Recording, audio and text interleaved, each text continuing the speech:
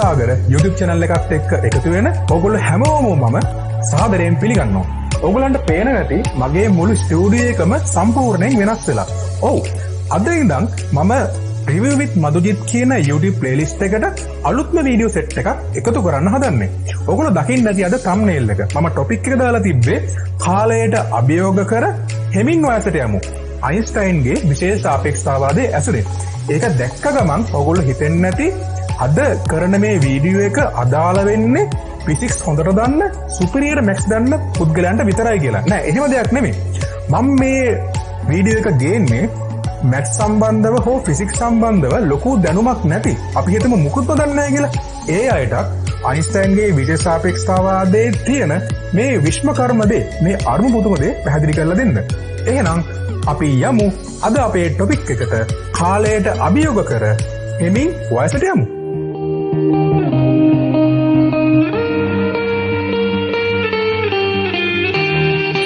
ඇත්තටම මොකද්ද මේ කාලය කියන්නේ? ඕගොල්ලන්ට කාලය දැනිලා තියෙනවද? ඕගොල්ලන්ට කාලය අල්ලන්න පුළුවන්ද? ඕගොල්ලන්ට කාලය පේනවද? ඕගොල්ලන්ට කාලයේ ගඳ සුවඳක් කිමදුර ගන්න පුළුවන්ද? බෑ. අපිට කිසිම දෙයක් කරන්න බෑ. හැබැයි අපි හැමදෙනාම කාලය විසින් පාලනයට ලක් වෙනවා. මොකද්ද මේ අරුම පුදුම දේ? මේ කාලය කියන්නේ අපිට පාලනය කරන්න බැරි දෙයක්. සමහරු කියන්න පුළුවන් මේ කාලය කියන්නේ ඔරලෝසුව කියලා. නෑ, ඔරලෝසුවේ තියෙන වෙලාව. කාලය කියන්නේ වෙනම දෙයක්. එතකොට මේ අයින්ස්ටයින් ඇල්බර්ට් අයින්ස්ටයින් කියන ප්‍රඥා ඔහුගේ ජීවිත කාලය තුළ මේ කාලය සම්බන්ධව ඉතා විශාල ප්‍රමාණයක සොයා ගැනීම් ටිකක් කරලා තියෙනවා. ඇත්තටම අද අපි කතා කරන්න යන්නේ කාලයට සාපේක්ෂව හෙමින් වයසට යන්නේ කොහොමද කියලා. මේකට ආලෝකයක් වැදගත් වෙනවා. එහෙනම් අපි මෙහෙම කතා පටන් ගමු. ගොඩක් ඉස්සර කාලේ, ඒ කියන්නේ ඇරිස්ටෝටල් වැනි ග්‍රීක දාර්ශනිකයෝ ලෝකයේ මතපල කරන කාලේ මෙහෙම මතයක් තිබ්බා. ආලෝකයට වේගයක් නැහැ. අපි දන්නවා ආලෝකය කියන්නේ මොකක්ද කියලා. විදුලි කොටනකොට එහෙම ඔයගොල්ලෝ හොඳට ආලෝකය පේනවා. එයා කිව්වා ආලෝකයට වේගයක් නැහැ. ආලෝකයට කිසිම වේගයක් නැහැ කියලා. හැබැයි එයාට විරුද්ධව ඉතා ප්‍රබල මත පළ වෙන්න ගත්තා. එතනදී එක මතයක් එනවා. තවත් ඒ වගේම දාර්ශනිකයෝ පිළිසකින් ආලෝකයට වේගයක් තියෙනවා. හැබැයි ආලෝකයේ වේගය නිර්ණය කරන්න බෑ. ඒ කියන්නේ අනන්ත වේගයක්. ඒකට කියන්නේ infinite speed of light. දැන් එතකොට එක පිරිසක් කියනවා ආලෝකයට වේගයක් නැහැ කියලා, තව පිරිසක් කියනවා ආලෝකයට අනන්ත වූ වේගයක් තියෙනවා කියලා. එතකොට මෙතන තනිකර contradictory ideas දෙකක් නේ. කියන්නේ පරස්පර විරුද්ධ ideas දෙකක්. එතකොට මත ගැටුම් වලින් මුළු ලෝකෙම පිරෙනවා. ඔහොම යනකොට මොකද්ද වෙන්නේ? එක්තරා කාලයකදී ගැලීලියෝ ගැලිලි කියන ඉතාලි ජාතික තාරකා සහ භෞතික විද්‍යාඥයා පෙළඹෙනවා මේ ආලෝකයේ වේගය හොයන්න. කොහොමද මෙයා මේක කරන්නේ? මේකට කියන්නේ ගැලීලියෝගේ ලන්තෑරුම් පරීක්ෂාව කියලා. ගැලීලියෝ ගැලිලි සහ ඔහුගේ අතවැසියා යනවා කඳු මුදුන් දෙකකට. මම දැන් මේ දාන පින්තූරෙන් ඔයගලන්ට හොඳ දෙක පැහැදිලි වෙයි. මේ කඳු මුදුන් දෙකට ගිහිල්ලා ඕන් දෙන්න යන්නේ ලන්තෑරුමකුත් අරගෙන. ලන්තෑරුමක් අරගෙන ගිහිල්ලා ගැලීලියෝ එයාගේ අතවැසියට කියනවා මේ ලන්තෑරුම දිහා බලන් ඉන්න කියලා. ඒ දෙන්න අතේම තියෙනවා විරාම ගටිකා දෙකක්. අපි කියන්නේ ස්ටොප් වොච් කියලා. ඉස්සර මොබයිල් ෆෝන් ස්මාර්ට් ෆෝන් නැහැනේ. එතකොට අර ඇනලොග් විරාම ගටිකා තමයි තියෙන්නේ. අර ටික් ගාලා අපි ඔන් කරලා ඔෆ් කරන්නේ. අන්න ඒක. එතකොට පරීක්ෂණය වෙන්නේ මෙහෙමයි. ගැලීලියෝ එකපාරටම ලන්තෑරුම ඇරලා ටක් ගාලා ලන්තෑරුම වහනවා. එතකොට ගැලීලියෝ ලන්තෑරුම අරිනවත් එක්කම ඒ විරාම ගටිකාව ඔන් කරනවා. එතකොට අතවැසියට කියනවා ඒ ආලෝකයේ පේනවත් එක්කම විරාම ගටිකාව ටක් ගාලා එයාට ඔන් කරන්න කියලා. එතකොට ඒ දෙන්නට පුළුවන් ආලෝකයට ගත වෙන කාලය. ඒ කියන්නේ ගැලීලියෝ ඉන්න තැන ඉඳලා එයාගේ අතවැසියා ඉන්න තැනට ආලෝකයේ යන්න කොච්චර වෙලාවක් ගත වෙනවද කියලා තමයි මේගොල්ලෝ මනින්න හදන්නේ. හැබැයි මේගොල්ලෝ සාර්ථක වෙන්නේ නැත. මොකද්ද මේකට හේතුව කියලා මම තව පොඩ්ඩකින් කියන්නම්. දැන් අපි ආලෝකයේ පැත්තකින් තියමු. ඔයගොල්ලෝ දන්නවා ශබ්දයේ වේගය කීයද කියලා? ශබ්දයේ වේගය කියන්නේ තප්පරයට මීටර් 343යි. ඕගොල්ලෝ මොකද හිතන්නේ මේ ශබ්දයේ වේගය ගැන? අපි මෙහෙම කියමු. ඕගොල්ලෝ හොඳම උදාහරණය තමයි ශබ්දයේ වේගය අත්දකින්න. අපි හිතමු විදුලි කොටන වෙලාව කියලා. විදුලි කොටන වෙලාවට විදුලිය අපි දැක්කට පස්සේ නේද ඕගොල්ලන්ට ශබ්දය ඇසෙන්නේ. ඒක හොඳම උදාහරණයක්. එතකොට ඔයගොල්ලන්ට පැහැදිලි වෙනවා ශබ්දයේ වේගයට වඩා ආලෝකයේ වේගය වැඩි කියලා. ඒ කියන්නේ තප්පරයකට ශබ්දය ගමන් කරන දුරට වඩා ලොකු දුරක් ආලෝකය ගමන් කරනවා. තව එක්ස්පීරියන්ස් එකක් ගමු. මෙහෙම හිතන්නකෝ. රෙදි අපුල්ලනවා කියලා. අර රෙදි ගලේ ගහනවා කියලා. රෙදි ගලේ ගහනකොට රෙද්ද ගලේ ගහන එක පේන්නේ ඒ සද්ද ඇහෙන්නේ එක වෙලාවක නෙමෙයි. පොඩි ඩිලේ එකක් තියෙනවා. තව උදාහරණයක් ගමු. එතන කෆීර් එකක් මිග්ගයක් වගේ ප්ලේන් එකක් යනවා කියලා. ඒ කියන්නේ එයාක්‍රාෆ්ට් එකක් වෝක්‍රාෆ්ට් එකක් යනවා කියන්නේ. එතකොට කෆීර් එක පේනකොටම අපිට ශබ්ද ඇහෙනවද? නැහැ. ඒ දෙක අතර ඩිලේ එකක් තියෙනවා. එතකොට හොඳටම පැහැදිලි අපිට ශබ්දයට වේගයක් තියෙනවා කියලා. එතකොට ආලෝකයට වේගයක් තියනවාද කියලා තමයි මේ ගැලීලියෝ සහ ඔහුගේ අතවැසියා ගණනය කරන්නේ. හැබැයි ඔවුන්ගේ පරීක්ෂණය සාර්ථක වෙන්නේ නැහැ. ඊට පස්සේ ඔහුම ටික කාලයක් ගත වෙනවා.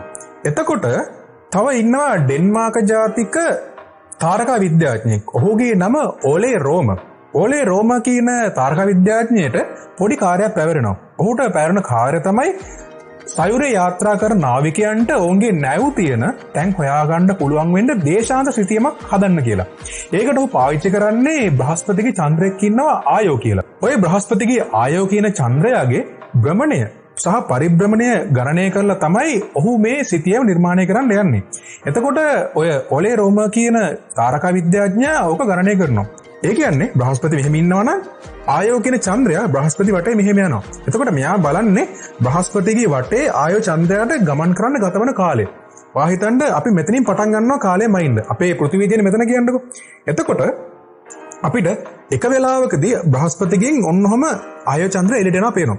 අපි ඒ වෙලාවෙදිම අපේ මොකක් හරි විරාම කටිකාවක් හරි මොකක් හරි උපකරණයක් අපි ඔන් කරොත් ඉතින් ගිහිල්ලා ආයෙ පාරක් ඒ චන්ද්‍රයා නොපෙනී යන වෙලාව ගත්තොත් එහෙම එතකොට පූර්ණ පටයක් ගිහිල්ලා ඕක තමයි මයින්නේ. හැබැයි මේක මයින්නකොට පොඩි අවුලක් එනවා. මේ අවුල තමයි මේ වෙලාවල් එකිනෙකට සමාන නැහැ. එක කාලයකදී වැඩි වෙලාවක් ගත වෙනවා. තව කාලයකදී අඩු වෙලාවක් ගත වෙනවා. ඒ කියන්නේ උතන උපරිම වෙලාවකුත් තියෙනවා, ආව වෙලාවකුත් තියෙනවා. මේක ඇයි කියලා බලනකොට අපිට තේරෙනවා මොකද්ද මේ සංසිද්ධිය කියලා. ඇත්තටම ඒ කාලේ ඕලේ රෝම මේ තියෙන සංසිද්ධිය හරියට තේරුම් ගත්තේ නැත්නම් මේ ආලෝකයේ වේගය කියන දේ හොයාගන්න තවත් කල් ගත වෙන්න තිබුණා. ඒකට හේතුව තමයි මෙන්න මෙහෙම දෙයක්. අපි දන්නවා චන්ද්‍රයෙක් හරි ග්‍රහයෙක් හරි සූර්යයා වටා තමන්ගේ තියෙන ග්‍රහයා වටා භ්‍රමණය වෙන්නේ කොහොමද? ඉලිප්සාකාර මාර්ගයක. ඒ කියන්නේ බිත්තරයක් වගේ මාර්ගයක යන්නේ. එතකොට අපිට මෙහෙම හිතන්න පුළුවන්. පෘථුවියට වඩා ඈතින්ම බ්‍රහස්පතියේ තියෙන කාලෙදී ආයෝ චන්ද්‍රයාගේ ওই භ්‍රමණය අපිට පේන්නේ පහුවෙලා. මොකද හේතුව? අපි හිතන්නේ පෘථිවිය මෙතන තියෙන්නේ. බ්‍රහස්පති තියෙන්නේ මෙතන. මේක තමයි ඈතම දේ. එතකොට මෙතන තියෙන ආයෝගෙන් පිටවෙන මුල්ම ආලෝක තරංගය පෘථිවියට එන්න ලොකු කාලයක් ගත වෙනවා. මේ කියන්නේ දුර කාලයක් ගත වෙනවා. හිතන්න දැන් ආයෝ තියෙන්නේ මෙතන. ඒ කියන්නේ බ්‍රහස්පතිගේ චන්ද්‍රයා තියෙන්නේ මෙතන. ඒ බ්‍රහස්පති මෙතන ඉන්නේ. එතකොට ඒ නිකුත් වෙන ආලෝක තරංගය පෘථිවියට එන්න ගත වෙන කාලය අඩුයි. අන්න ඔතනදී මේ ඕලේ රෝම කියන තාරක විද්‍යාඥයා තේරුම් ගන්නවා ආලෝකයට යම්කිසි වේගයක් තියෙනවා කියලා. එතනින් ওই වැඩේ පොඩ්ඩක් නවතිනවා. හැබැයි 1676 දී ඔහුගේ මිත්‍රයෙක් වන ක්‍රිස්ටියාන් හියුගන්ස් කියන තාරක විද්‍යාඥයත් එක්ක ඕලේ රෝම මේ ආලෝකයේ වේගය ගණනය කරනවා. එතනදී ඔවුන්ට එනවා ආලෝකයේ වේගය ලෙස තත්පරයට මීටර් මිලියන 222යි. ඒක ගොඩක් ලොකු වගයක්. හැබැයි මේ අගේ නෙමෙයි ඇත්තටම ආලෝකයේ වේගය. මීට පසු කාලයකදී ආලෝකයේ වේගය ඉතා විශාල ලෙස ගණනය කරන්න විද්‍යාඥයෝ පෙළඹෙනවා. හැබැයි එතකොට හොඳට මතක තියාගන්න මේ ආලෝකයට වේගයක් නැහැ සහ ආලෝකයට අපරිමිත වේගයක් තියෙනවා කියන මත දෙක එහෙම් පිටින් බැහැරෙනවා. දැන් එතකොට මේගොල්ලෝ දන්නවා ආලෝකයට වේගයක් තියෙනවා. we have to measure it. අපිට මේක මයින්ඩ් වෙනවා. එතකොට 1983 දී ආලෝකයේ වේගය හරියටම ගණනය කරනවා. ඒ ගණනය කරන ආලෝකයේ වේගය තමයි තත්පරයට මීටර් 299 මිලියන 792,458යි. මේක අති විශාල වේගයක්. මේක සැතපුම් වලින් ගත්තොත් තත්පරයට සැතපුම් 1,86,000යි. ඒ කියන්නේ එක තත්පරයකදී ආලෝකය ගමන් කරනවා 1,86,000. මේක ඇත්තටම එළියට එන්නේ කන්ෆරන්ස් එකකදී. ඒ කන්ෆරන්ස් එකට කියන්නේ 17th Conference on Weight and Measurements. ඒ කියන්නේ 17 වෙනි ස්කන්ධ සහ මිනුම් සම්බන්ධ සමුළුව. මේකෙදි තමයි ආලෝකයේ වේගය හරියටම එළියට එන්නේ. දැන් මම මෙහෙම දෙයක් අහන්න. දැන් අපි යමු අයපාරක් අපේ මේන් ටොපික් එකට කාලය. ඔයා වයසට යන ස්පීඩ් එකෙන්මද ඇන්ටාර්ටිකාවේ ඉන්න කෙනෙක් වයසට යන්නේ?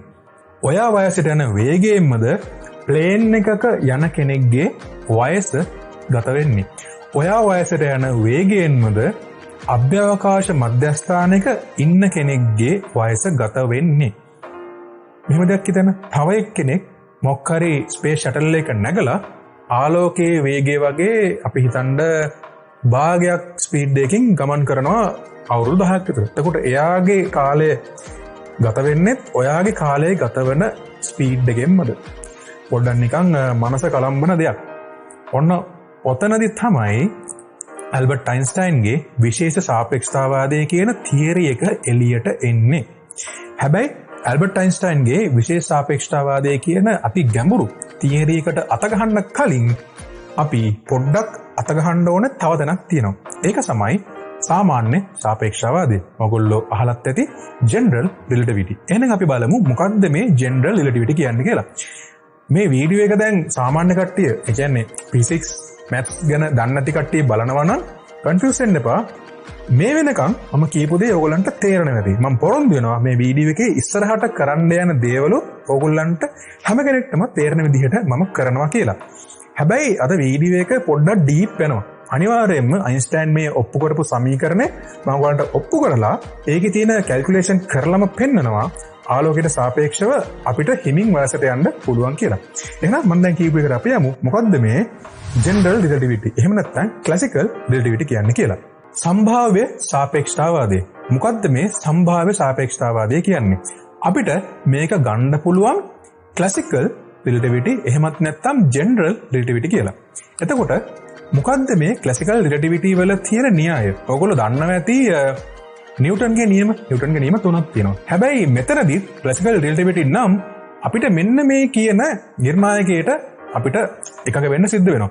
ඒ කියන්නේ සීලම වස්තුන්ගේ චලිතය හෝ නිශ්චලතාවය සෑම විටම කිසියම් හෝ දෙයකට සාපේක්ෂයි. ඒක තවත් විදිහකින් කිව්වොත් මෙන්න මෙහෙම. මොනම වස්තුවකට හෝ නිරපේක්ෂ චලිතයක් හෝ නිරපේක්ෂ නිශ්චලතාවයක් නොමැත. ඔන්න ඕක තමයි සාමාන්‍ය සාපේක්ෂතාවාදයේ පළවෙනි නීතිය.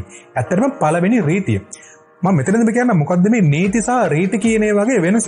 නීතියක් හැදුවොත් දඬුවම් ලැබෙනවා. හැබැයි රීතියක් හැදුවොත් දඬුවම් ලැබෙන්නේ නැහැ. හැබැයි වඩාම හොඳ දේ රීතිය කියන දේත් අපි පිළිගන්නේ ඒකට. එහෙනම් මේ සාමාන්‍ය සාපේක්ෂතාවාදයේ කියන දේ අපි මොකක් හරි විදිහකට ප්‍රූව් කරන්න හරි ඒකේ තියෙන හැසිරීම් හරි අපි ගණනය කරන්න ඕන නම් ඒකේ තියෙන දේවල් අපි එක්ස්පීරියන්ස් කරන්න ඕන නම් අපි මේ කියන රීතිය පිළිපදින්න ඕනේ. ඒ කියන්නේ මොනෑම වස්තුවකට හෝ නිරපේක්ෂ චලිතයක් හෝ නිරපේක්ෂ නිශ්චලතාවයක් නොමැත. ඒ කියන්නේ ඕනෑම වස්තුවක චලිතය අපිට කියන්න පුළුවන් වෙන්නේ මොකක් හරි වස්තුවකට සාපේක්ෂව. මොකද්ද මම මේ කියන්නේ? මම මෙහෙම කියන්න. දැන් ඕගොල්ලෝ හිතන්න ඕගොල්ලන්ව ජෙට් පැක් එකකුත් අන්දලා ගිහිල්ලා අතාරිනවා අභ්‍යවකාශය. මේ අභ්‍යවකාශයේ කිසිම අංශුවක්වත් නැහැ. දූලි අංශුවක්වත් නැහැ. ඕගොල්ලෝ ජෙට් පැක් එක ඔන් කරගෙන යනවා. ඒතකොට ඕගොල්ලන්ට තේරෙනවද ඕගොල්ලෝ යනවා කියලා? ඕගොල්ලන්ට තේරෙන්නේ නැහැ. ඇයි? ඕගොල්ලන්ට කිසිම දෙයක් සාපේක්ෂ නැහැනේ. ඒක තමයි ප්‍රශ්නේ. ඕගොල්ලන්ට කිසිම දෙයක් සාපේක්ෂ නැහැ. මෙහෙම ගන්න ජෙට් පැක් එකේ පැත්තකින් තියන්න. ඕගොල්ලෝ ඉන්න කාමරයක. තනිකර සුදු ගාපු කාමරයක. පොළවත් සුදුයි, ඔක්කොම සුදුයි. සිවිලම හැමදේම සුදුයි. ඕගොල්ලෝ වටේ මොකුත් නැහැ, කාමරේ විතරයි. එතකොට ඕගොල්ලෝ හදනවා ගමන් කරන්න. ඕගොල්ලන්ට තේරෙනවද? නැහැ. කාමරේ විශාල වෙන්න ඕගොල්ලන්ට තේරෙන්නේ නැහැ. ඒ කියන්නේ ඕගොල්ලෝ නිරපේක්ෂ චලිතයක තමයි යෙදෙන්නේ. එතකොට අන්න එහෙම දෙයක් තියෙන්න බෑ. ඒක තමයි මේ සාමාන්‍ය සාපේක්ෂතාවාදයේ පළවෙනි මූලධර්මය. ඔන්න දැන් ඔලුවට දාගන්න සාමාන්‍ය සාපේක්ෂතාවාදය. අපි මේ සාමාන්‍ය සාපේක්ෂතාවාදය ගැන කතා කරන්න යනකොට පොඩි වචන දෙකක් අපිට කතා කරන්න සිද්ධ වෙනවා. පළවෙනි වචනේ තමයි දුර. දෙවෙනි වචනේ තමයි විස්ථාපනය. දැන් ඕගොල්ලෝ බලන්න මෙන්න මේ වගේ පොඩි මාර්ගයක් තියෙනවා. හරිද? දැන් මේ මාර්ගයේ ওই දෙවෙනියට ඉන්න එක්කන ගමන් කරනවා. අපි බලමු. ඔන්න ඔක තමයි මාර්ගයේ තියෙන, ඒ කියන්නේ අපේ තියෙන රීජන්ස් දෙක. ඕකේ ගමන් කරනවා. ඔහොම කෙනෙක් යනවා. හැබැයි ඕක නෙමෙයිනේ ඔය මාර්ගයේ අර පොයින්ට්ස් දෙක අතර තියෙන කෙටිම දුර ඕක නෙමෙයිනේ. මොකද්ද කෙටිම දුර? මෙන්න මේ තියෙන්නේ ඒ මාර්ගයේ තියෙන කෙටිම දුර. දැන් ඕක මොකද්ද වෙන්නේ? දැන් ඔයා හිතන්න මේ පුද්ගලයා මේ මාර්ගයේ ඔන්න ඔය තියෙන කෙටිම දුරක් ගමන් කරනවා. එතකොට මොකද්ද මෙතන විස්ථාපනය? මොකද්ද මෙතන දුර? ඒක හොඳට අපි දැනගන්න ඕනේ. මෙන්න මේක තමයි දුර කියන්නේ. ඒ කියන්නේ distance. අපි හිතමු මීටර් 243යි. මෙන්න මේකට තමයි විස්ථාපනය කියන්නේ. ඒ කියන්නේ displacement. එතකොට මොකද්ද මේ distance සහ displacement කියන්නේ? දුර කියන්නේ අපිට මොකක් හරි වංක ගිරේක හරි ගිහිල්ලා අපිට යන්න පුළුවන් නම් ඒ තැනට අපි ඒකට කියනවා දුර කියලා. විස්ථාපනය කියන්නේ යම්කිසි ලක්ෂ දෙකක් අතර තියෙන කෙටිම වෙනස, චලිත වෙනස තමයි විස්ථාපනය කියලා කියන්නේ. මෙතනදිම තව පොඩි රාශියක් එනවා. ඒ මොකද්ද? ඒ තමයි වේගය. එහෙම නැත්නම් ස්පීඩ්. අපිට මේ ගණනය කරන්න පුළුවන් දුර කාලයෙන් බෙදලා. ඒ කියන්නේ තප්පරයට මීටර්. අපිට ඒක ආයෙ අර්ථයක් ගන්න පුළුවන් දුර වෙනස් වීමේ ශීඝ්‍රතාවය කියලා. තව රාශියක් තියෙනවා. ඒකට කියන්නේ ප්‍රවේගය. ඒකේ ඉංග්‍රීසි නම velocity. ඒ කියන්නේ විස්ථාපනය බෙදීම කාලය. විස්ථාපනය වෙනස් වීමේ ශීඝ්‍රතාවය. එතකොට මේකේ මොකද්ද? විස්ථාපනය වෙනස් වීමේ ශීඝ්‍රතාවය මනින්නේ 8 මීටර් බෙදීම තප්පර. තප්පරයට මීටර්. එතකොට මෙන්න මෙහෙම ගන්නකො. අපිට මේක ප්‍රස්ථාරගත කරන්න පුළුවන්. අපි හිතමු කාලයට සාපේක්ෂව දුර සහ විස්ථාපනය ප්‍රස්ථාරගත කරනවා. හරිද? එතකොට මෙන්න මේ වගේ ඉරක් ආවොත් මොකද වෙන්නේ? එතකොට අපි කියනවා මෙතනින් ඒකාකාර ප්‍රවේගයක් නිරූපණය වෙනවා කියලා. ඒ කියන්නේ මොකද්ද? හැම කාල ප්‍රාන්තරයකදීම සමාන දුරක් යනවා නම් ඒකට කියනවා ඒකාකාර ප්‍රවේගයක් කියලා. හිතන්න මෙහෙම එක තප්පරයකදී මොකක් හරි වාහනයක් ගමන් කරන්නේ මීටර් 10යි නම් ඒ වාහනේ ඒකාකාර ප්‍රවේගය තමයි තප්පරයට මීටර් 10. හොඳට මතක තියාගන්න. ඒක තමයි ඒකාකාර ප්‍රවේගය. ඊළඟ තප්පරයේදී මීටර් 10ක්ම යන්න ඕනේ. ඒකාකාර ප්‍රවේගය යන වාහනය කිසිම වෙලාවක ඇක්සලරේට් වෙන්න බෑ. ඒ කියන්නේ ත්වරණය වෙන්න බෑ. හැම තප්පරයකදීම ගත කරන්නේ සමාන කාලයක් නම් ඒකට කියනවා ඒකාකාර ප්‍රවේගයක් කියලා. ඒක දුරට සාපේක්ෂව යන්නේ ඒකාකාර වේගයක්, විස්ථාපනට සාපේක්ෂව යන්නේ ඒක ඒකාකාර ප්‍රවේගයක්. ආයි පාරක් ඔයගොල්ලන්ට මේක බලා ගන්න පුළුවන්. දැන් මෙහෙම කියමු. දැන් අපි මේ තියෙන xy axis දෙකේම අපි අඳිනවා තව ප්‍රස්ථාරයක්. ඒකට කියන්නේ වේග කාල ප්‍රස්ථාර හෝ ප්‍රවේග කාල ප්‍රස්ථාර කියලා. මෙතනදී කොහොමද අපි ඒකාකාර වේගයක් හෝ ඒකාකාර ප්‍රවේගයක් අපි ප්‍රස්ථාරගත කරන්නේ? මෙන්න මේ විදිහට ගත්තොත් කෙලින්ම මේක තමයි ඒකාකාර වේගයක් හෝ ඒකාකාර ප්‍රවේගයක් කියන්නේ. ඒ කියන්නේ මේ තියෙන වේගය හෝ ප්‍රවේගය වෙනස් වෙන්නේ නැහැ. මේක කොන්ස්ටන්ට්. හරි. දැන් මම ඔයගලන්ට කියලා දුන්නා මොකද්ද වේගය කියන්නේ, මොකද්ද ප්‍රවේගය කියන්නේ, මොකද්ද දුර කියන්නේ, මොකද්ද විස්ථාපනය කියන්නේ කියලා. දැන් මෙතන පොඩ්ඩක් පැටලුණා නම් දැන් මම ඔයගලන් වරන් යන්න පොඩි ඇනිමේෂන් එකකට. හරි. හිතන්න මේ වගේ කෝච්චියක් තියෙනවා. හරි. මේ කෝච්චියක් තියෙනවා. දැන් මම ඔයගලන්ට ඇනිමේට් කරලා පෙන්නන්න යන්නේ ඒකාකාර ප්‍රවේගය කියන්නේ constant velocity කියන එක. හරිද? ඒ කියන්නේ ඒකීය කාලයකදී දක්වන චලිතය සමාන වේ. හරිද? මේක තමයි කෝච්චි පාර. දැන් අපි මේ කෝච්චිය දුර මනින්න පටන් ගන්නවා. ඔන්න ඔය තියෙන තිත්තිරෙන් කෝච්චිය යනවා. එතකොට මොකද්ද කෝච්චිය ගමන් කරපු දුර? ඔන්න බලන්න. මේක තමයි කෝච්චිය ගමන් කරපු දුර. ඇත්තටම කෝච්චිය සිදු කර විස්ථාපනය. එතකොට විස්ථාපනය සමානයි මීටර් 200යි. ඔයගොල්ලෝ හිතන්න ගත වුණු කාලය තප්පර 10යි. එතකොට කෝච්චියේ ඒකාකාර ප්‍රවේගය කීයද? ප්‍රවේගය කියන්නේ විස්ථාපනය බෙදීම කාලය. එතකොට මොකද්ද මේකේ ඒකාකාර ප්‍රවේගය? 200 මීටර් බෙදීම 10 සෙකන්ඩ්. ඕක තමයි ඒකාකාර ප්‍රවේගය. දැන් ඔයගොල්ලෝ හිතනවා ඇති මෙයා මේ කතා කරන්න ගත්තේ අයින්ස්ටයින්ගේ විශේෂ සාපේක්ෂතාවාදය. ආලෝකයේ වේගයත් එක තමයි ගණන් කර ගන්න හැදුවේ. හැබැයි දැන් මේ මොනවද කියලා දෙන්නේ? 9 වසරේ ගණන් කියලා හිතයි. පොඩ්ඩක් ඉන්න. මේව නැතුව ඔයගොල්ලන්ට බෑ අයින්ස්ටයින්ගේ විශේෂ සාපේක්ෂතාවාදයට අතවත් තියන්න. පොඩ්ඩක් ඉවසලා ඉන්න. තව විනාඩියයි දෙකයි මම ඔයගොල්ලන්ව හරියට පටන් යනවා අයින්ස්ටයින්ගේ විශේෂ සාපේක්ෂතාවාදය කියන තියරියට. දැන් අපිට කතා කරන්න වෙනවා තවත් එක විශේෂ දෙයක්. ඒකට කියන්නේ සාපේක්ෂ චලිතය. මොකක්ද මේ සාපේක්ෂ චලිතය කියන්නේ? ඒ ලෙවල් වලට සයන්ස් කරපු අයට නම් මේක ගේමක්ම නෑ. මේගොල්ලෝ අල්ලි පත ගණන් හදනවා සාපේක්ෂ චලිතයෙන්. හැබැයි අනිත් අයට මේක ගේමක්ද? ඒ අයටත් අනිවාර්යෙන් මේක තේරෙනවා. දැන් අපි යමු අය පාරක් මගේ ඇනිමේෂන් එකට. සාපේක්ෂ චලිතය relative motion. හිතන්න මේ වගේ කෝච්චියක් තියෙනවා. හරි? මම අද කෝච්චියම තමයි ගන්නෙ. හරිද? මේ කෝච්චිය තප්පරයට කිලෝමීටර් 200ක ඒකාකාර ප්‍රවේගයෙන් ගමන් කරනවා. හොඳට මතක තියාගන්න ප්‍රවේගයේ ඒකාකාරී නම් ඒකේ දිශාව වෙනස් වෙන්නේ නැහැ. zigzag යන්න බෑ. කෙලින්ම එකම දිශාවට යන්න ඕනේ. ඒක තමයි ඒකාකාර ප්‍රවේගයේ තව ලක්ෂණයක්. ආය පාරක් ඇනිමේෂන් එකට යමු. තප්පරයට කිලෝමීටර් 200ක ඒකාකාර ප්‍රවේගයෙන් මේ තියෙන ට්‍රේන් එක ගමන් කරනවා. ට්‍රේන් එක උඩ ඉන්නවා මිනිස්සෙක්. දැන් හිතන්න එපා මූ මේ ට්‍රේන් එක උඩ ඉන්නවනේ මූ වැටලා මැරේ. ඒව හිතන්න එපා ට්‍රේන් එක උඩ මිනිස්සෙක් ඉන්නවා. මෙයා ගාව තියෙනවා බෝලයක්. මෙයා බෝලේ විසි කරනවා තප්පරයට කිලෝමීටර් 10ක ඒකාකාර ප්‍රවේගයෙන් ට්‍රේන් එක යන දිශාවටම. තව එකෙක් ඉන්නවා මේක දිහා බලාගෙන. අපි දැන් මේගොල්ලන්ට නම් ටිකක් දාමු. ට්‍රේන් එකේ උඩ ඉන්න මිනිස්සයා A, බෝලයට අපි B කියලා දාමු. බලන් ඉන්න එක නා C. A කියන්නේ අමල්, C කියන්නේ චමල්, B කියන්නේ බෝල්. දැන් එතකොට Aට මොකද්ද හිතෙන්නේ? දැන් A ඉන්න ට්‍රේන් එක ඇතුලේ. එතකොට ඒ ගමන් කරනවනේ. එතකොට Aගේ ඇඟේ තියෙන වේගය කීයද? Aගේ ඇඟේ තියෙන ප්‍රවේගය කීයද? Aගේ ප්‍රවේගය තමයි පැයට කිලෝමීටර් 200යි. ඔයගොල්ලන්ට මම ඒක ප්‍රැක්ටිකලිම කියලා දෙන්නම්. හිතන්න ඔයගොල්ලෝ ෆුට්බෝඩ් එකේ ඉන්නවා. දැන් ඔන්න බස් වලට එක නවත්තන්නද බස් එක විද්දලා යනවා. බස් එක යනවා තප්පරයට මීටර් 100ක ස්පීඩ් එකකින්. හරි පොඩි ස්පීඩ් එක. දැන් ඔයගොල්ලෝ ටක් ගාලා ෆුට්බෝඩ් එකෙන් පයින්නවා ඉස්සරහට. එතකොට මොකද වෙන්නේ? ඕගොල්ලෝ ඒ ස්පීඩ් එකෙන්ම පොඩ්ඩක් දුර දුවනව නේද? ඒ කියන්නේ ඔයගොල්ලෝ ඇඟේ තියෙන ස්පීඩ් එක. ඒක තමයි ඔයගොල්ලන්ට මෙතන තියෙන ප්‍රැක්ටිකල්ම එක්සැම්පල් එක. දැන් එතකොට ඒට දැනෙනවා එයත් යනවා පැයට කිලෝමීටර් 200ක ස්පීඩ් එකෙන් එයත් ගමන් කරනවා. මොකද එයා ඉන්නේ මේ තියෙන රාමුව ඇතුලේ. අපිට මේ කියන්න පුළුවන් රාමුවක් කියලා. චලනය වෙන රාමුව. ඒක ඇතුලේ ඉන්නවා. මෙයා පැයට කිලෝමීටර් 10ක ස්පීඩ් එකෙන් බෝලෙකුත් විසි කරනවා. එතකොට මොකද වෙන්නේ? ආයි පාරක් කැපුවෙමු ඇනිමේෂන් එකට. ඒට සාපේක්ෂව බෝලේ ප්‍රවේගය පැයට කිලෝමීටර් 10යි. ඒ ගමන් කරන්නේ පැයට කිලෝමීටර් 200ක ස්පීඩ් එකෙන්. එහෙම යනකොට එයා විසි කරන බෝලයක්. එතකොට එයාට සාපේක්ෂව බෝලේ ප්‍රවේගය පැයට කිලෝමීටර් 10යි. Cට සාපේක්ෂව බෝලේ ප්‍රවේගය පැයට කිලෝමීටර් 210යි. කොහොමද මෙහෙම වුනේ? ඇත්තටම බෝලේ විසි කරන්නේ පැයට කිලෝමීටර් 10ක ස්පීඩ් එකකින්. පැයට කිලෝමීටර් 10ක ඇත්තට වෙලොසිටි එකකින්. කොහොමද මේක 210ක් වුනේ? මෙන්න මෙහෙමයි ඒක වෙන්නේ. මෙතනදී බෝලේ ප්‍රවේගයට එකතු වෙනවා බෝලේ සැබෑ ප්‍රවේගය සහ කෝච්චියේ ප්‍රවේගය. දැන් මෙහෙම හිතන්න ඔය C ඉන්නේ නිශ්චලව. එතකොට තමයි එයාට පේන්නේ බෝලේ 210ක ප්‍රවේගයෙන් යනවා කියලා. මොකද මෙහෙම හිතන්නකෝ. දැන් උඩින් යනවා ප්ලේන් එක. ඔය ට්‍රේන් එක උඩින් යනවා ප්ලේන් එක. ඔය ප්ලේන් එක යනවා පැයට කිලෝමීටර් 100ක ස්පීඩ් එකකින්. එතකොට ප්ලේන් එකට සාපේක්ෂව ඔය බෝලේ ප්‍රවේගය කීයද? හරිද?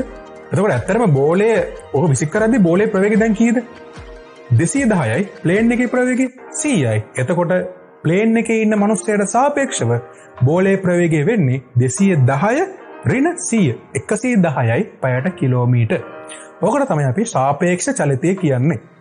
හැබැයි ඕක කම්බයින් මැක්ස් වලට ආවට පස්සේ ඕකේ තියෙනවා ඉතින් ආය ඔළුව හිරි වැටෙන ගණන්. ඒක පැත්තකින් තියමු. අපිට ඕනේ අයින්ස්ටයින්ගේ විශේෂ සාපේක්ෂතාවාදී මිසක් කම්බයින් මැක්ස් නෙමෙයි. හරි? දැන් අපි දන්නවා සාපේක්ෂ චලිතය කියන්නේ මොකක්ද කියලා. හරිද? දැන් ඔය සාපේක්ෂ චලිතය ආලෝකයට සාපේක්ෂද? දැන් අපි කතා කරන්නේ ආලෝකයටනේ. ඒ කියන්නේ ආලෝකයේ කියන දේ අපි බලන කෙනාට වෙනස් වෙනවද? අපි කොහොමද ඒක බයින්නේ? අපි මෙහෙම ප්‍රැක්ටිකල් එක්සැම්පල් එකකට අයිපාරක් කරපු ඇනිමේෂන් එකට මෙන්න මේ වගේ කෝච්චියක් තියෙනවා. ඔය අයිපාරක් ඉන්නවා අමලයි චමලයි. හරි කෝච්චිය ඒ වගේම පැයට කිලෝමීටර් 200ක ස්පීඩ් එකෙන් ගමන් කරනවා. මෙතනදී අමල් ගාව තියෙනවා ටෝච් එකක්. මේක මේ ටෝච් එකෙන් එළියක් යවනවා. දැන් හිතන්න එපා කොහොමද ඕක උතර නැවතුනේ කියලා. මේක මම ගාන හදන්න ගන්න එක්සැම්පල් එකක් පමණයි.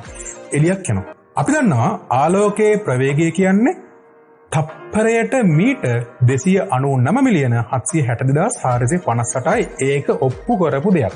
ඒක ඔප්පු කරලා තියෙන කිසිම ගැටලුවක් නැත. මෙතකොට Cට සාපේක්ෂව ආලෝකයේ වේගය හෝ ආලෝකයේ ප්‍රවේගය කීයද?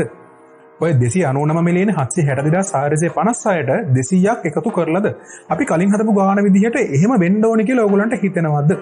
ඕගොල්ලන්ට හිතෙන්න ඕනේ. හැබැයි ඒක වැරදි. ඒක හරියන්නේ නැත. ආලෝකයේ වේගය මොනම වෙලාවකවත් ඒක මනින නිරීක්ෂකයාට අනුව වෙනස් වෙන්නේ නැත. ඒක නියතයක්. ආලෝකයේ ප්‍රවේගය කියන එක නියතයක්. මේක ඔප්පු කරනවා. කවුද මේක ඔප්පු කරන්නේ? ජේම්ස් මැක්ස්වෙල් කියන විද්‍යාඥයා විසින් මේක ඔප්පු කරනවා. ඒ කියන්නේ ආලෝකයේ ප්‍රවේගය කියන දේ එකම මාධ්‍යයකදී නියතයක්. ඒ කියන්නේ මාධ්‍ය වෙනස් වුණොත් වෙනස් වෙන්න පුළුවන්. මෙතනදී මාධ්‍ය වෙනස් වෙන්නේ නැහැ. මාධ්‍ය කියන්නේ මෙහෙම දෙයක්. එක වෙලාවකට ඔයාව ගිහින් දානවා දූවිලි තියෙන මාධ්‍යයකට. එතකොට ආලෝකයේ ප්‍රවේගය වෙනස් වෙන්න පුළුවන්. ඔයාව ඉන්න රික්තයකදී. එතකොට එතනදී වෙනස් වෙන්න පුළුවන්. දැන් මෙතනදී එක මාධ්‍යයකට ඉන්නේ ට්‍රේන් එකක ඉන්නවා. එතනම තමයි සීට් ඉන්නේ. එතකොට මම දැන් කිව්වේ ඒක ඔප්පු කරලා තියෙනවා ජේම්ස් මැක්ස්වෙල්. එයා ඔප්පු කරලා තියෙනවා. තව ගොඩක් කට්ටිය මේ ආලෝකයේ ප්‍රවේගය කියන දේ එකම මාධ්‍යයකදී නියතයක් කියලා ඔප්පු කරලා තියෙනවා. මම මේ ඔප්පු කරපුව වල තනිකර එක්ස්පෙරිමන්ට් එකම අන්තිමට පෙන්නන්නම්. දැන් ඒව ගැන කතා කරන්න ගියොත් මේක අතිශය සංකීර්ණ වෙනවා. දැන් හොඳම තියාගන්න ආලෝකයේ ප්‍රවේගය ඒක ගණනය කරන නිරීක්ෂකයා අනුව වෙනස් වෙන්නේ නැද? ඕක තමයි විශේෂ සාපේක්ෂතාවාදයට පණිනකොට අපි දැනගන්න ඕනේ පළවෙනි රීතිය. හොඳම තියාගන්න මේක තමයි රීතිය. හරිද? දැන් ආයෙ පාරක් අපි යමු ඇනිමේෂන් එකට. එතකොට සියයට සාපේක්ෂව ආලෝකයේ ප්‍රවේගය කියන්නේ 299 මිලියන 760,458ක්මයි. ඒක වෙනස් වෙන්නේ නැත. ඒක නියතයක්. කිසිම වෙලාවක වෙනස් වෙන්නේ නැත. හරිද? හොඳටම තියාගන්න ඕනේ. දැන් ඔයගොල්ලෝ දන්නවා මේ ආලෝකයේ ප්‍රවේගය කියන නියතයක් කියලා.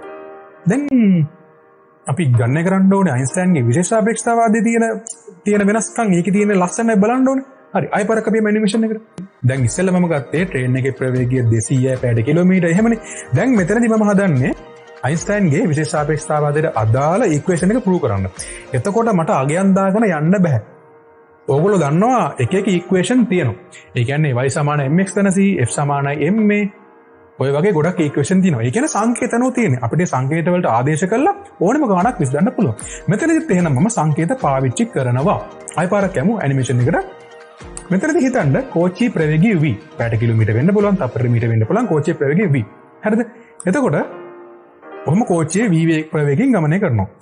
දැන් හිතන්න ටෝච් එකේ ඉඳලා වහලට තියෙන දුර d. ඒකම මෙහෙම දානවා. ටෝච් එකේ කොනේ ඉඳලා වහලට තියෙන දුර d. ඊට පස්සේ මේ දෙන්න ගාම තියෙන ස්ටොප් වොච් දෙකක්. හිතන්න මේක නෝමල් ස්ටොප් වොච් එකක් නෙමෙයි. මේක ඇවිල්ලා ඇටොමික් ස්ටොප් වොච් එකක්. ඒ කියන්නේ පරමාණුක ඔරලෝසුවක්. ඒ පරමාණුක ඔරලෝසුවෙන් අපිට පුළුවන් අපිට ගණනය කරන්න බැරි තරම් සූක්ෂම ලෙස වෙලාව ගණනය කරන්න. එහෙම දෙයක් තියෙනවා කියන්නකෝ. දැනට හිතාගන්න එහෙම දෙයක් තියෙනවා කියලා. ඊළඟට අමල් කෙලින්ම ටෝච් එකෙන් එළියක් යවනවා. කෙලින්ම කෝච්චියේ වහලට වැදින්න. ඔන්න වගේ එළියක් යවනවා. දැන් එතකොට මොකද වෙන්නේ? අමල්ගේ ඔරලෝසුවේ සටහන් වෙච්ච කාලේ හිතන්න t කියලා. ඒ කියන්නේ ටෝච් එකෙන් එළිය. දැන් මේක කියන්නේ ටෝච් එක. මේක එළියම තියලා මේ කෙලින්ම මෙයා පුස් ගාලා යවනවා. ඔක තමයි වෙන්නේ. මේක යවනවා. එතකොට මෙතන ඉඳලා මේ තියෙන අපේ මේ ටෝච් එකේ තියෙන කොනේ ඉඳලා මෙතන තියෙන වහලට යන්න ගතවන කාලය තමයි මෙයා t කියලා මනින්නේ. එතකොට අමලට සාපේක්ෂව ආලෝකයේ වේගය කීයද? අපි දන්නවා වේගය හෝ ප්‍රවේගය කියන්නේ දුර හෝ විස්ථාපන බෙදීම කාලය. දැන් වේගය කියමු දුර බෙදීම කාලය. එතකොට යන දුර d.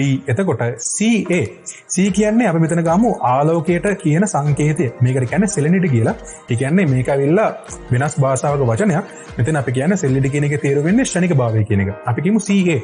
c ඒට සාපේක්ෂව c ගේ ප්‍රවේගය හෝ වේගය. මම ඔයගලන්ට කිව්වා මේක සාපේක්ෂ වෙන්නේ නැහැ කියලා. හැබැයි දැන් මේ නිදේශක දෙන්නකින්ද වැඩේ පටල ගන්න හින්දායි මම මෙතන සාපේක්ෂ කියන වචනේ දාන්නේ.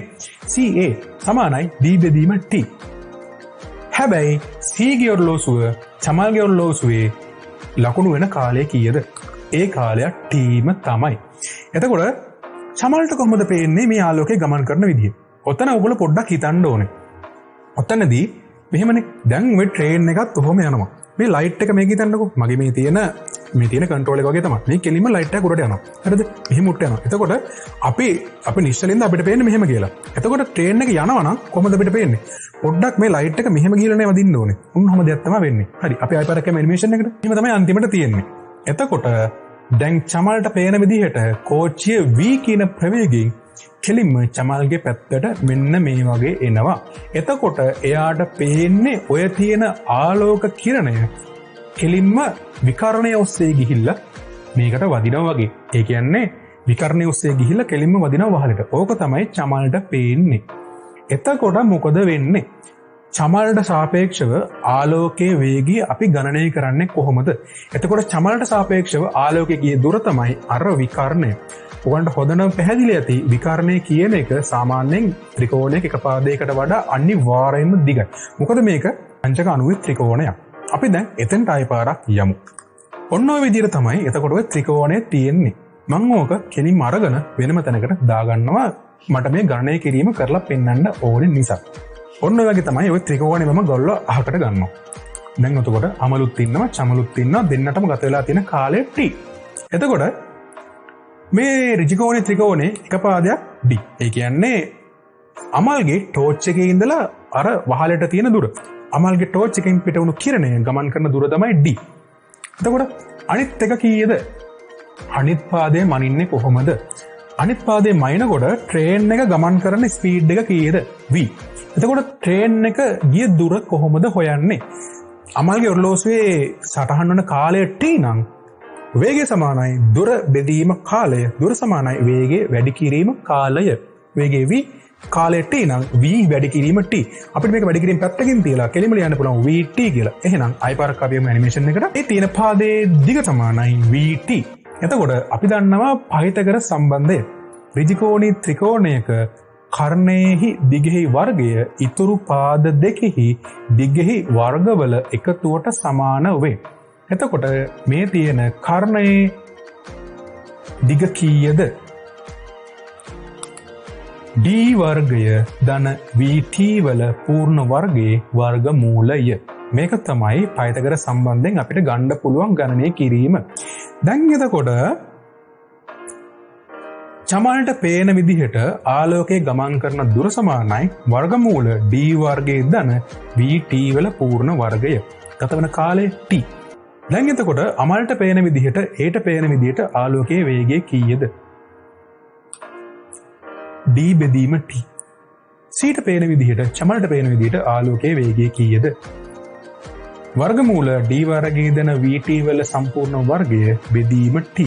කර්ණයේ දිග නෝමල් පාත් දෙකේ දිගට වඩා වැඩි. එතකොට චමල් කියන විදිහට එයා බෙදන්නේ ලොකු වගයක් t කියන එකෙක්. මේ දෙන්නටම ගත වුණු කාලේ t කියලා අපි දැන් හිතන් ඉන්නේ. එතකොට චමල් බෙදන්නේ ලොකු වගයක් t ගෙන්. අපි හිතමු කර්ණයේ දිග 10යි කියලා. හරිද? ඔය 10 එයා බෙදනවා. අපි හිතමු ගත වුණු කාලේ 5යි කියලා. 10 බෙදීම 5 2යි.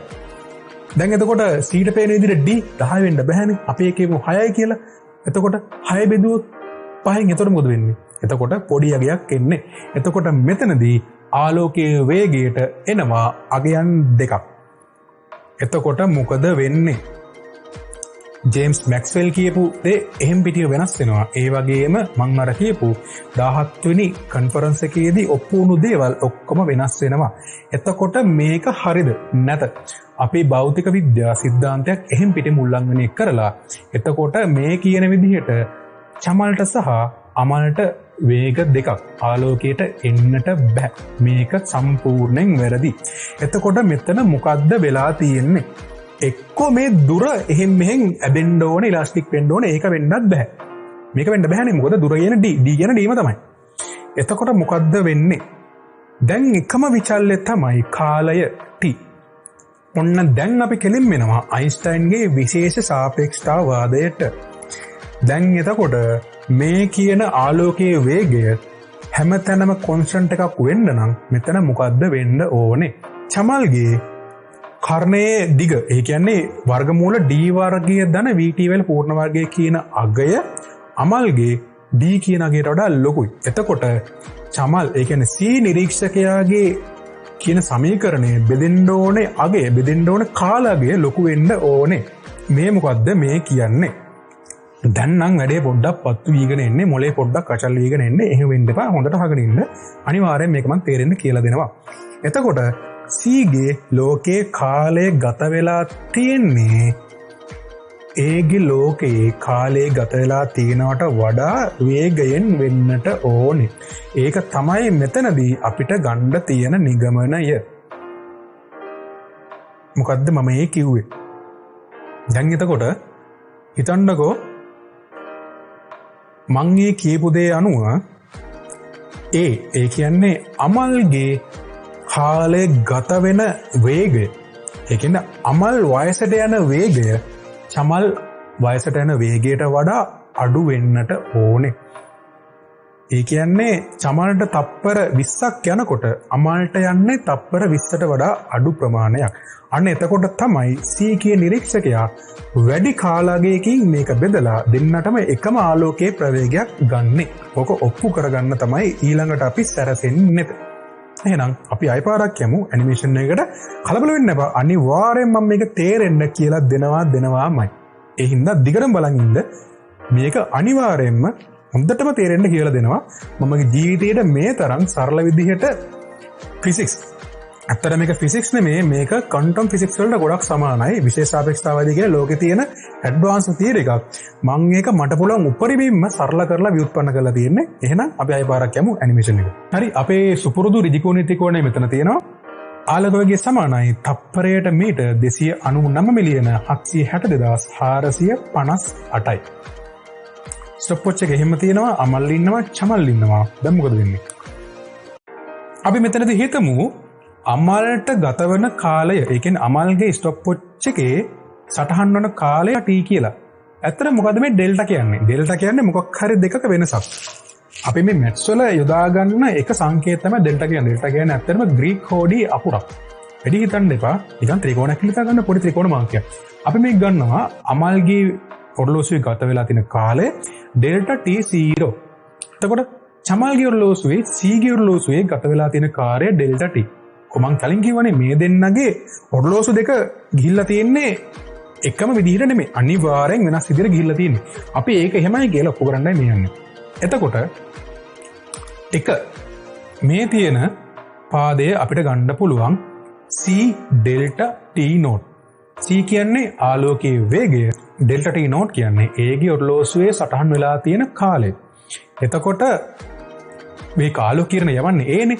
ආලෝකය යන්නේ c ප්‍රවේගයෙන්. නැතලා තියෙන කාලය ඩෙල්ටා t නෝට් නම් ආලෝකයේ ගමන් කරන දුර සමානයි c වැඩි කිරීම ඩෙල්ටා t නෝට්. වැඩි කිරීම පැත්තකින් දැම්මා c ඩෙල්ටා t නෝට්. අනිත් පාදේ කොහොමද ලියන්නේ? අනිත් පාදේ අපිට ගණනය කරන්න වෙන්නේ ඒක පේන්නේ කාටද? ඒක පේන්නේ c ද. හරිද? එතකොටත් ආලෝකය ගමන් කරන්නේ c කියන ප්‍රවේගයෙන්, ට්‍රේන් එක ගමන් කරන්නේ v කියන ප්‍රවේගයෙන්. එතකොට c ට පේන විදිහට එයාගේ ඔරලෝසුවේ තියෙන කාලය තමයි ඩෙල්ටා t. එතකොට අනිත් පාදයේ දිග කීයද? අනිත් පාදයේ දිග v ඩෙල්ටා t. v කියන්නේ ට්‍රේන් එකේ ප්‍රවේගය, ඩෙල්ටා t කියන්නේ c ගේ ඔරලෝසුවේ ගත වෙන කාලය. එතකොට ආය පාරක් අපි පයිතගරස් සම්බන්ධයේ පිටපතනවා. එතකොට අපිට කර්ණය ගණනය කරන්න පුළුවන්. කර්ණය පේන්නේ කාටද? ඒක පේන්නේ c ට. c ගේ ඔරලෝසුවේ ගත වෙලා තියෙන කාලය ඩෙල්ටා t. ඔය යන්නේ ආලෝක කිරණ යන්නේ. එතකොට ප්‍රවේගය c. දැන් ඔයගොල්ලෝ කියන්නකො මොකද්ද වෙන්නේ? c වැඩි කිරීම ඩෙල්ටා t. ඒ කියන්නේ c ඩෙල්ටා t තමයි ඒ කර්ණය. දැන් ආය පාරක් අපි යනවා පයිතගරස් සම්බන්ධයට. පයිතගරස් සම්බන්ධයට ගිහලා මෙන්න මේ වගේ සමීකරණ අපි ලියනවා. කර්ණයේ වර්ගය සමානයි ඉතුරු පාද දෙකේ වර්ගවල එකතුව. c ඩෙල්ටා t වල පූර්ණ වර්ගය සමානයි v ඩෙල්ටා t වල පූර්ණ වර්ගය එකතු කිරීම c ඩෙල්ටා t නෝට් වල පූර්ණ වර්ගය වරන් ඉවත් කරනවා. එතකොට මෙන්න මේ වගේ එනවා. දැන් ඔයගොල්ලන්ට පේනවා c වර්ගය පද දෙකකට පොදුයි. එතකොට මුළු සමීකරණයම c වර්ගයෙන් බෙදෙනවා. එතකොට සමාන පද කැපිලා යනවා. දැන් අපි මේ සමීකරණය මෙන්න මේ විදිහට මේක සරල කරගන්නවා. ඒ කියන්නේ ඩෙල්ටා t වල සම්පූර්ණ වර්ගය එක පැත්තකට දාගෙන අනිත් ඔක්කොම එක පැත්තකට දාලා අපි සමීකරණය මෙහෙම ලියනවා. මොකද කරන්නේ? දැන් අපි ඩෙල්ටා t නෝට් කියන එක ගන්නවා එළියට. එතකොට මොකද වෙන්නේ?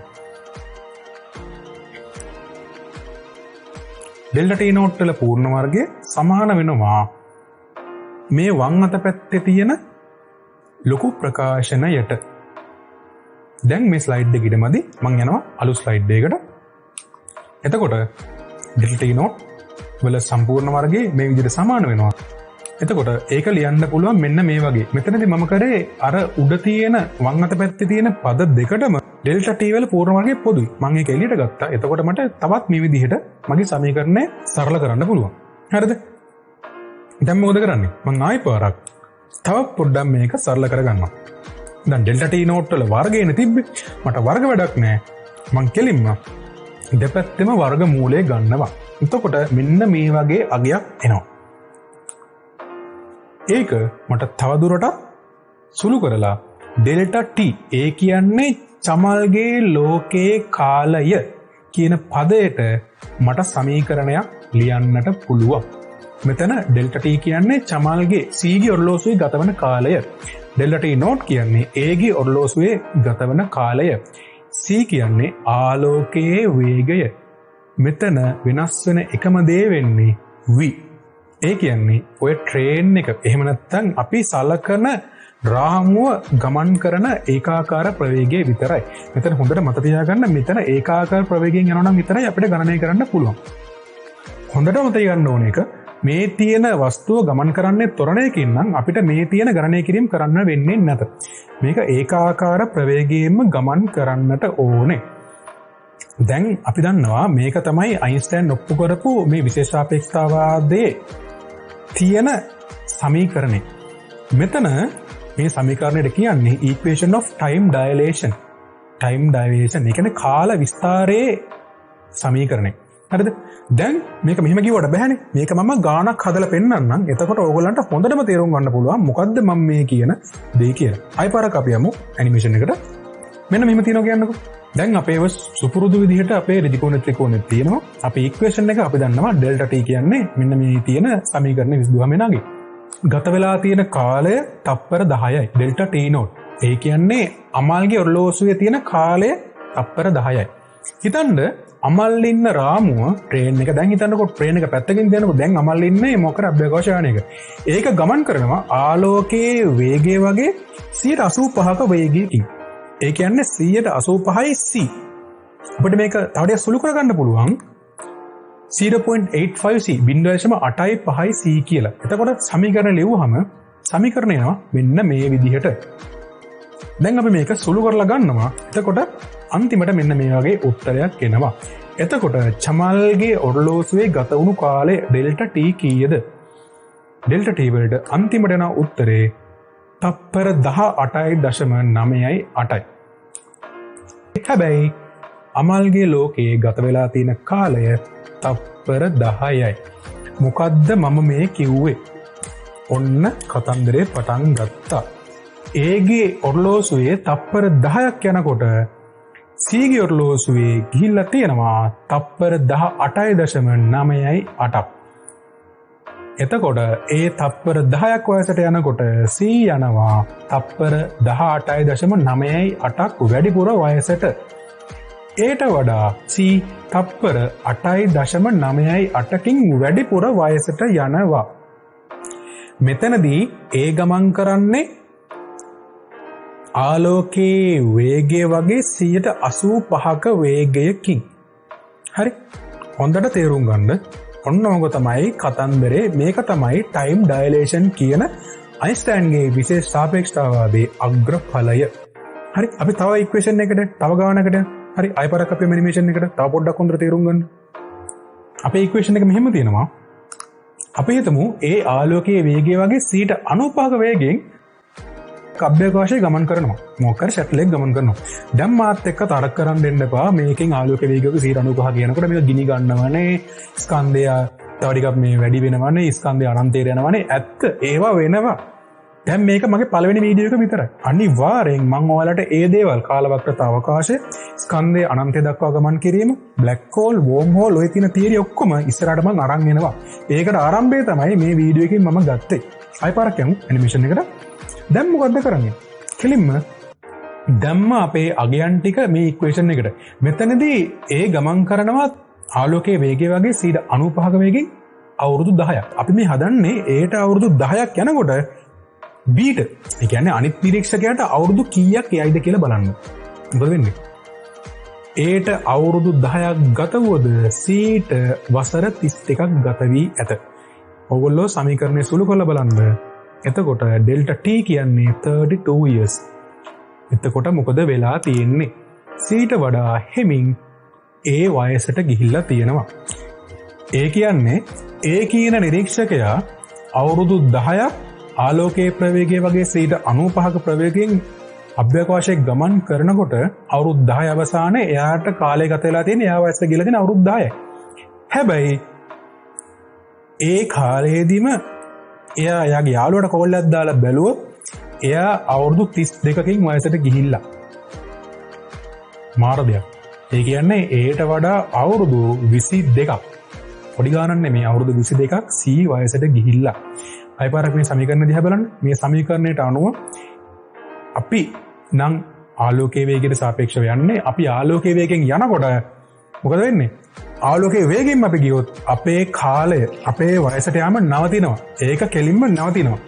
එතකොට මොකද වෙන්නේ? වයසට යන්නේ නැහැ. අයින්ස්ටයින්ගේ විශේෂ සාපේක්ෂතාවාදී ටයිම් ඩයලේෂන් තියරියට අනුව අපි වයසට යන එක නවතිනවා. බැලලා හරි අපි ආලෝකයේ වේගය එක්සීඩ් කරොත් වයසට කෙලින්ම මයිනස් වෙනවා, ඍණ වෙනවා. එතකොට අනිත් පැත්තට වයසට යන්නේ. මේ තියෙන තියෙන ඔක්කොම ඉවරයි එතකොට අනිත් පැත්තට වැසිරෙන්න ගන්නවා. හැබැයි අපිට එහෙම කරන්න බෑ. මෙතන ඔප්පු කරලා තියෙනවා සිද්ධාන්තයක් තමයි කිසිම දෙයකට කිසිම චලන වෙන වස්තුවකට ආලෝකයේ වේගය ඉක්මවා යා නොහැක. කියන්නේ ආලෝකයේ වේගයට වඩා වැඩියෙන් යන්න බෑ. එහෙම කියොත් මේ තියරිය තනිකර උඩු යටිකුරු වෙනවා. එහෙම යන්න බෑ. ඒක තමයි දැනට තියෙන භෞතික විද්‍යාත්මක සිද්ධාන්තේ භෞතික විද්‍යාත්මක සොයා ගැනීම. අතරම තාම පුද්ගලයෙක් කියන ජීවියෙක් ඉන්න කිසිම යානයකට ආලෝකයේ වේගයෙන් ගමන් කරන්න බෑ. මම ඒක කිව්වොත් මේ වීඩියෝ එක තවත් කම්ප්ලෙක්ස් වෙනවා. දැනටමත් වීඩියෝ එක එක්ස්ට්‍රීම්ලි කම්ප්ලෙක්ස්. ඒ හින්දා මම ඒක කියන්නේ නැහැ. මම ඊළඟ වීඩියෝස් වල ගන්නම් කොහොමද ආලෝකයේ වේගයෙන් ගමන් කරනවා නම් ඒක කරන්නේ. එතකොට ගොඩක් දේවල් වෙනවා. ස්කන්ධය වෙනස් වෙනවා. එක එක දේවල් වෙනවා. ආලෝකයෙන් නැමිලා ගමන් කරනවා. එක එක සෙල්ලම් තියෙනවා. අපි ඔක්කොම ගැන කතා කරමු. මෙන්න මේක තමයි අයින්ස්ටයින්ගේ විශේෂ සාපේක්ෂතාවාදයෙන් එන ටයිම් ඩයලේෂන් කියන සිද්ධාන්තය. හැබැයි මම මෙහෙම දෙයක් කිව්වොත් ඔයගොල්ලෝ මොකද කියන්නේ? දැන් මේක කියන විදිහට ලෝකේ ස්පීඩස්ම තින් තමයි ආලෝකයේ වේගය. ආලෝකය තමයි උපරිම වේගෙන් ගමන් කරන්නේ. හරි මෙහෙම හිතන්නකෝ දැන් අපි ආලෝක වේගෙන් ගිහිල්ලා අපි යනවා හිතන්නකෝ ප්‍රොක්සිමා සෙන්චුරි වලට යනවා. අපි ළඟින් තියෙන තරුවට යනවා. හරි දැන් අපි එතකොට ඒ තරුව වටපිටාව දන්නවා. අපි ආයපාරක් යනවා පෘථිවියට. අපිට ටග්ගල ඇස් දෙක වහගෙන තරුව ආරමුණු කරොත් අපේ සිතුවිලි වලට යන්න පුළුවන් නේද ආලෝක වේගයට වඩා වැඩි වේගෙන්. එතකොට ස්පීඩස්ම දේ ආලෝකයේද අපේ සිතුවිලිද? සිතුවිලි වල වේගයෙන්ම ඉන්න මේ භෞතික විද්‍යාවෙන් පුළුවන්ද? දැන් මම මේ සංකීර්ණ වුණු දෙයක් තවඩිය සංකීර්ණ කරලා හොඳ හිතන්න පැත්තක් හදන්න යන්නේ. සිතුවිලි වල වේගය අපිට ගණනය කරන්න පුළුවන්ද? අනිවාර්යෙන් සිතුවිලි කියන්නේ අපේ මොළේ ඇති වෙන දෙයක් නේ. මේක ගණනය කරන්න පුළුවන්ද? මේක ආලෝක වේගයට වඩා වැඩි චිත්තක්ෂණයක්. අපේ බුද්ධ ආගම බෞද්ධ දර්ශනයේ කියලා දෙන විදිහට චිත්තක්ෂණයක් තමයි මේක. කියන්නේ අපි මේ ලක්ෂ දෙක දන්නවා නම් අපිට ඒක අඳුණු කරලා, ඒ අන්ත දෙක දන්නවා නම් ඒක අරමුණු කරලා ටග්ගල සිතුවිල්ලක් එවන්න පුළුවන් එතෙන්ටම. ඇල්බර්ට් අයින්ස්ටයින් කියන සියවසේ මිනිසාටවත් ඒක සිතුනේ නැත. හරි. ඒක පැත්තකින් තියමු. දැන් මම මේක අරන් ගියේ තවත් හිතන්න පැත්තක් කියන්න. ඔය වගේ වීඩියෝ එකකුත් මම අනිවාර්යෙන් ඕගොල්ලන්ට ගේන්නම්. හරි. දැන් එතකොට අපේ කතාව බේසිකලි ඉවරයි. මේක තමයි ටයිම් ඩයලේෂන් කියන්නේ. ඕගොල්ලෝ එහෙනම් ආයෙ පාරක් පොඩි ගණන් දාලා එක එක ආලෝක ස්පීඩ් වලින් යනකොට බලන්න මොනවද ගත වෙන කාලය කියලා. එහෙනම් ඔන්න ඕක තමයි මම අද කිව්වේ.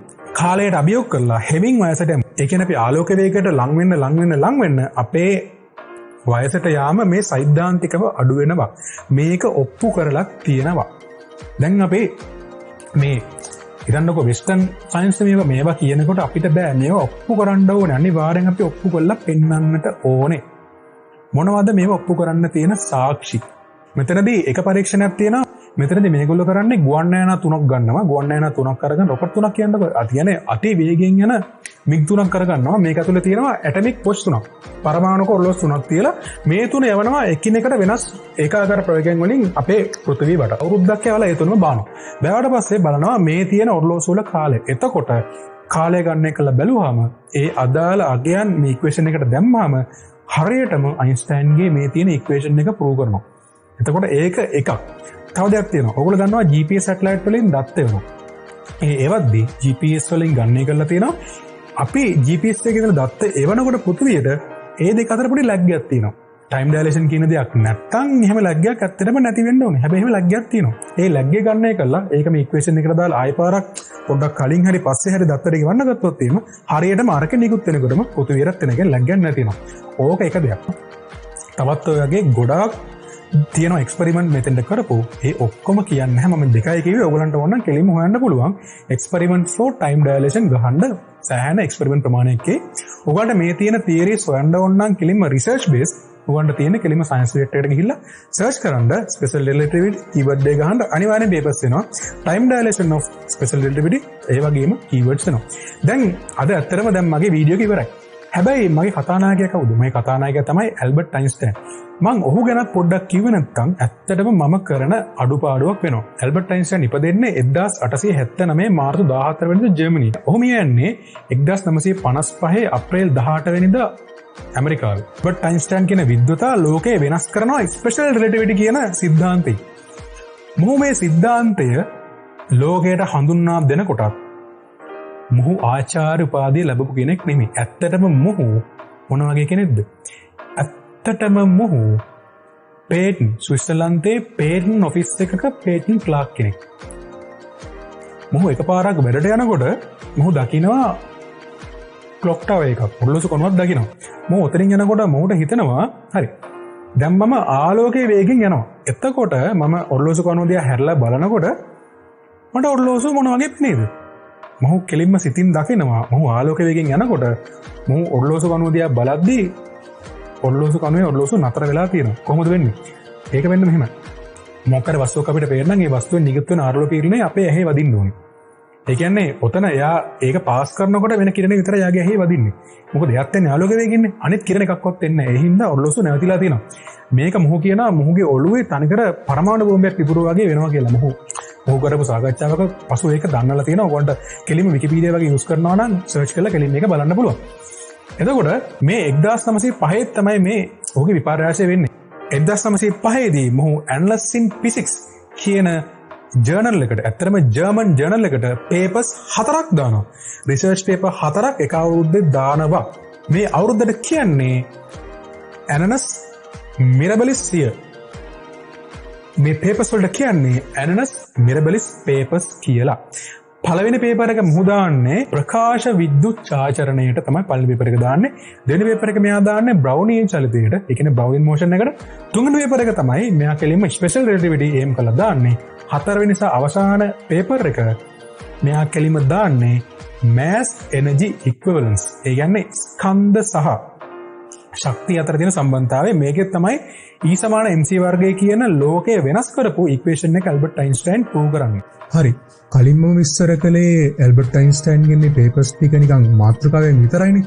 දැන් අපි බලමු මේ පේපර්ස් ටික පොඩ්ඩක් ඩීටේල් ඇතුව.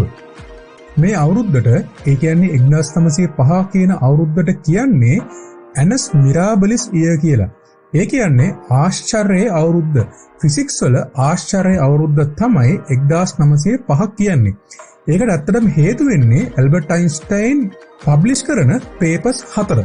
ඇල්බර්ට් අයින්ස්ටයින් ඔහුගේ පේපර්ස් 4 පබ්ලිෂ් කරන්නේ Annals of Physics කියන ජර්නල් එකේ. ඇල්බර්ට් අයින්ස්ටයින් පළවෙනි පේපර් එක පබ්ලිෂ් කරන්නේ ෆොටෝඉලෙක්ට්‍රික් එෆෙක්ට් එකට.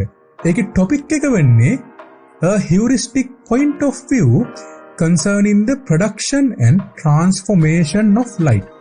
ඕක තමයි ඔහුගේ පළවෙනි පේපර් එක. අයින්ස්ටයින්ගේ දෙවෙනි පේපර් එක පාදක වෙන්නේ බ්‍රවුනීය චලිතයට. ඒ කියන්නේ බ්‍රවුනියන් මෝෂන් එකට. ඒකේ ටොපික් එක වෙන්නේ on the movement of small particles suspended in stationary liquids required by the molecular kinetic theory of heat. ඕක තමයි අයින්ස්ටයින්ගේ දෙවෙනි පේපර් එක. අයින්ස්ටයින්ගේ තුන්වෙනි පේපර් එක තමයි අද අපි අපේ ටොපික් එකට පාදක කරගත්තේ. ඒ තමයි ස්පෙෂල් රිලටිවිටි කියන පේපර් එක. ඒකෙදී ඔහු ටොපික් එක දාලා තිබුණේ on the electrodynamics of moving bodies. ඕක තමයි අයින්ස්ටයින් ස්පෙෂල් රිලටිවිටි එක හඳුන්වලා දීපු පේපර් එකේ ටොපික් එක. 1905 දී අයින්ස්ටයින් නිකුත් කරන අන්තිම ඒ කියන්නේ හතරවෙනි පේපර් එක තමයි mass energy equivalence කියන සිද්ධාන්තය විස්තර කරන පේපර් එක. ඒකේ ටොපික් එක උනේ does the inertia of a body depend upon its energy content. මේ පේපර් එකෙන් ඇල්බර්ට් අයින්ස්ටයින් සිදු කරන්නේ එයා පබ්ලිෂ් කරපු කලින් පේපර්ස් තුනම සමාලෝචනය කිරීම සහ මේ ස්කන්ධය සහ ශක්තිය අතර තියෙන සම්බන්ධය ලෝකෙට අලුතෙන් හඳුන්වලා දෙනවා. මේකෙදී ඇල්බර්ට් අයින්ස්ටයින් E = mc වර්ගය කියන ලෝකය වෙනස් කරපු සමීකරණය හඳුන්වලා දෙනවා. ඒ වගේම ඔහුගේ මේ හතරවෙනි පේපර් එකෙන් ඔහුගේ ස්පෙෂල් රිලටිවිටි සහ ටයිම් ඩයිලේෂන් කියන මේ සිද්ධාන්ත දෙක ගණිතමය වශයෙන් ආයි ඔප්පු කරලා පෙන්නනවා. මෙන්න මේව තමයි ඇල්බර්ට් අයින්ස්ටයින් ඔහුගේ ඇනස් මිරාබලිස් පේපර්ස්. ඒ කියන්නේ ආශ්චර්යම පේපර්ස් හතරින් කරපු දේවල් වෙන්නේ.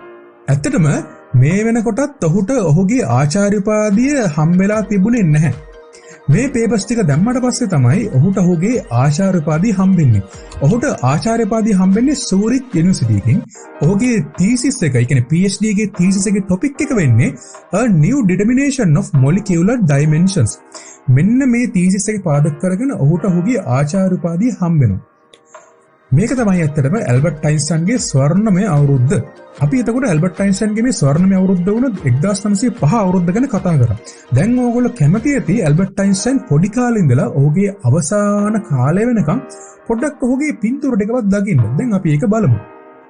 මේ ඉන්නේ ඇල්බර්ට් අයින්ස්ටයින් අවුරුදු 3 දී 1882 දී.